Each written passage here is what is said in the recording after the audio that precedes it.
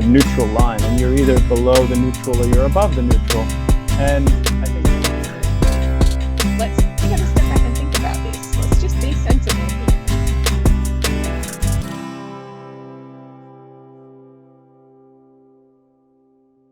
You do a lot of things, so if you introduce yourself and what it is you do, and then I don't keep asking you questions after that. Yeah, sure. My name is Jonathan Fisher. I'm a clinical cardiologist in North Carolina, and I'm also a mindfulness meditation teacher. And that so many more things. Well, yeah, so many more things. I mean, if we wanted to list the things that I do, I have two big hats that I wear. One of them is as a doctor, which I've been doing for 20 years now, and I specialize in heart disease. And within that, I specialize in preventing all forms of heart disease, sharing that information and coaching people how to avoid disease. And then once people have different diseases or conditions, I kind of walk with them through the process, through the journey, and I guide them in the right direction to get the treatment that they need. So the hats that I wear as a doctor are, I work in a hospital and I also work in an office. And nowadays, the meaning of that has changed with work from home. So today, I had 4 different modes of communication with patients, whereas before, there was only one. So I had patients that were live in the office, I had patients on Zoom, I had patients on Doximity, another platform, and I had patients on telephone. And you thought it was hard to communicate before COVID. Now it's much more difficult because it's not just my face that's not communicating or the tone of my voice, but it's my internet connection. So that's the doctor hat. And then I have another hat, and that's also relates to my work with the human heart. And my own discovery, I learned a lot about emotions. And I also learned about thoughts and emotions and feelings. And then I learned this whole concept of mastering one's own experience. So I realized that there's no real separation between my work as a doctor and my work with the human heart, the human spirit. And I'm learning more, fascinated now by the science that shows there's no distinction between the nerves and the hormones that affect our emotions and the nerves and the hormones that affect heart disease and heart health.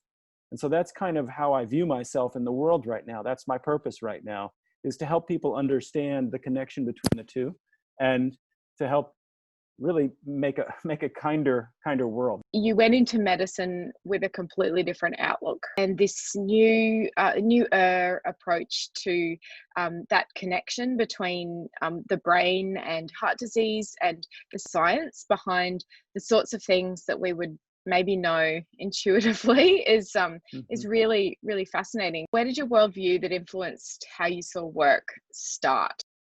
So I grew up in a very science-heavy family, very strong on the left brain. Yeah. So there was a lot of thinking. And when I wanted to become a doctor, I guess I had some notions that doctors help people, they heal people, they comfort people, they're needed in this world, they have a strong sense of purpose and meaning. And even as a kid, I knew that that was something that would be sustaining for me throughout a lifetime, and that it didn't seem superficial.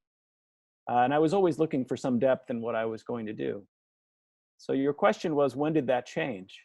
And I think somewhere along the way during my residency. So during residency here, it can be 3 years or more. And during those 3 years, you're like a practicing doctor. And so there was a shift that was taking place from being someone who was sort of bright-eyed and bushy-tailed to wanting to help everyone. And at the same time, there was another parallel pathway of a desensitization and a dehumanization of the emotional process of being a doctor, without a lot of conversation or description of what was happening. It was just, you go through this process, you try not to cry, you try to appear like you're in control, you help people who are dying, people who are scared and terrified, and you bear the burden of all of the other people's emotions. And we're not going to tell you how to do that. So good luck. And so this was the other pathway where there was a shift. And my mode of protection was to close myself off from the emotions all around me, from the fear of making mistakes, of people dying, from the utter exhaustion that I was feeling. So that went on for about a decade or so, all through training. And the data now, and I only know this because I went through a deep burnout. I was very anxious most of the time. I was often depressed on and off for years. I didn't have the words to describe any of this. And it was only because of some people close to me who saw that I was suffering, who encouraged me to have conversations and ask for help, that I was able to get the help that I needed. And then I started giving myself help, and I started studying and learning. That's where mindfulness came in. That's where positive psychology came in. That's where self-compassion practice came in. There's such a strong narrative that goes with professions. Mm. And I think in particular professions like medicine, where there's this sort of rite of passage, which is, as you described in your own experience, it's that lack of sleep, it's that beating down, it's that desensitization. It's almost like there's the hero narrative. People love a good sort of hero story where the medical field become the heroes, and in order to do that they've had to go through something. For me personally, it's very liberating, the concept that this is a story, and life is a story that we can write for ourselves. And the transition in my life happened when I realized that I was living in a narrative that I felt that I had no control over. And I decided that I would, if it's going to be a made up story anyway, and we make our own meaning, why not decide what meaning I wanted to have in my life and then work backwards from there about how I would behave in the world. So that was a shift, maybe again, about a decade ago. I wanted to ask about emotion, because you mentioned that this is one of the things that that really kicked off this journey, this experience of observing emotion and being overwhelmed by emotion or being touched by emotion. And I just would love your perspective on the role of negative emotion, either at work or just generally as human beings. I love that question. And it's something that I've thought a lot about, because it struck me as a paradox early on when I was learning about not only positive psychology, but Eastern philosophy and Eastern traditions. Because there's this concept that on the one hand, we want to learn to work skillfully with negative emotions. And on the other hand, we want to cultivate positive emotions. This is not a Western concept. This is an Eastern concept. The idea that there's two sides to work on. And I envision it as there's this line, this kind of neutral line, and you're either below the neutral or you're above the neutral. And I think the goal is to be in this calm, equanimous state where you can just steer yourself and you can shift your state at will. I'm going to ask you about the role of anger. I think about the things that are going on in the world right now. I think about, this horrible pandemic. I wonder, how do I know how deeply I care about the plight of others? And, the Black Lives Matter movement has also caused me to reflect on this as well. How do I know how deeply I care about those things if I don't have that experience of anger as that intense emotion? I believe that the magnitude of anger depends on how much kindling and gasoline I pour on the fire in my own body. So if I get angry right now and I spend 5 minutes thinking about all the reasons I have to be angry about racism in the world, I'll be pretty damn angry. I'll be inflamed. I'll be an inferno. And yet at that point, what we know about the science of the mind and the brain is that if I let my emotional system become so overwrought that my cognitive system won't be able to respond skillfully if it comes to making a new law or making a new policy for an organization. I need to be calm. I need to be clear. I need to be connected with what's most important for me. Emotions are incredibly valuable cues to guide us when something very important is happening. However, that's all they are. And then we get to decide what to do with the energy of the emotion that's most consistent with what our values are. And as a biology major and as a medical doctor, my view is that if we start by believing that every emotion has a deep purpose, we're on the right track. And so anger in particular is there to energize us into forceful action because there's something that's threatening to our deepest values. Being in medicine right now, being in the medical field is kind of it's a very public thing to do. And I guess that's what I wanted to ask was, what is that experience? Is it like, I can imagine it would be scary. No, I mean, in many ways, we're all in this this uncertainty together, whether we're a doctor or not, because we don't have crystal balls any more than anyone else. The first caveat I'll say is that I am on the front lines, but I'm not on the front lines of COVID.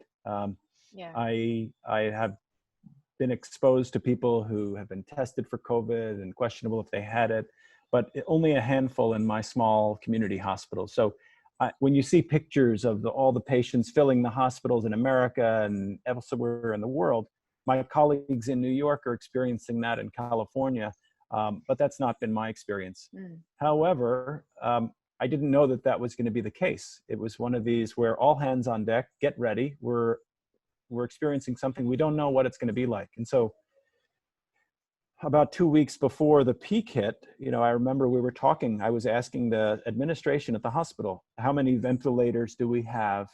How many tubes, how many technicians? And so there were unknowns as to whether we could support all of the patients. And there was a great fear. There was a great fear among all healthcare providers, and it had to do with our own personal safety. If you're asking what was it like to be on the front lines there, it was uncertain. We felt vulnerable, and at the same time felt responsible for living up to our profession. One of the sayings that I use, probably overuse, is that idea that I'm actually of no use to anyone else unless I have my own oxygen mask on first. And Yes. there's an element of like, if I'm afraid or I'm at risk, then am I really serving the purpose of my role and the opportunity that I've got to be a part of a solution? And I guess what you're saying is that we got to step back and think about this. Let's just be sensible here and have a think about this. Yeah, I've thought a lot about this because as I'm working for change within healthcare, in order to make any change, this is my approach, we have to think, well, what are the obstacles to change?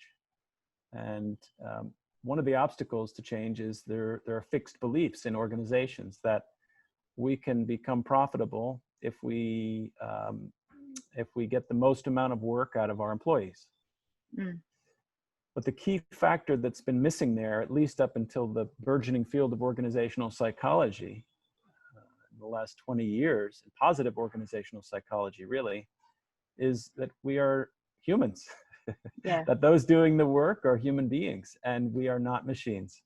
And this is the forgetting of that is the major obstacle. What advice would you have for people who are facing uncertainty?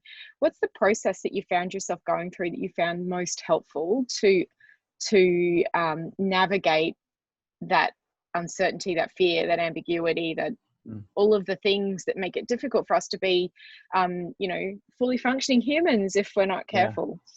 That's a wonderful question. And I'm a fan of Einstein, and Einstein tried to make a theory that unified everything. I don't know that he succeeded. And so I've really been looking for 10 years now for a unified approach for dealing with difficult emotions. And I'll share with you the closest that I've come. The first step is to be able to step back and look at our experience objectively, because as long as we're caught up in the stream of consciousness, we don't have hope of objectivity and calm. So in order to do that, we just say out loud or to ourselves what it is we're experiencing. The next step is whether it's anger or guilt, can we do that in a way without any shame, without adding to the story? And that's where acceptance is the next step. And then the third part is once we've decided what we're feeling and we give ourselves permission to feel whatever it is, and just choosing not to make it worse by reacting and wishing things were otherwise, can we then get away from the story and the narrative in our mind, which has to do with fear of the future and shame about the past? Because that often, as we talked about before, is like adding gas to the fire. So the way we get away from the mind is we focus on something else. So we focus on the body. So we start to know in a different way, in a way other than thinking. We know with our body what it feels like to be overwhelmed, let's say, or to feel uncertainty. Maybe I feel a little tightness in my heart area or a little breathing quicker. Whatever it is, I don't tell stories. I just feel the body. And I start to tune in, like you were talking about, to the power of emotions without letting them overpower us. And then once we've sort of felt it in the body, then we choose to give ourselves some compassion for how difficult the moment is. And compassion is the key piece here. Traditional teaching is if someone's having a hard time, you tell them to suck it up, be tough. And we know now from psychology that doesn't work. So what works is compassion. So if we can offer ourselves from just gentleness, we can give ourselves a little hug. If we can offer ourselves a little kindness for this discomfort, the difficulty softens a little bit. And then along with that compassion, we need to have patience as well, because there's a subtle wish for discomfort to go away. And I think once we can recognize, oh, I'm impatient. Can I be here with this pain for a day or a week or even a month? As soon as we start to really deeply accept and give ourselves compassion, something amazing starts to happen. That's so beautiful. You've basically described the foundations of, you know, acceptance commitment therapy in in a really beautiful way. Thank you so much. Thank you. This has been such a brilliant way to start the day. I really have loved this conversation. I feel like, it's going to be a great day.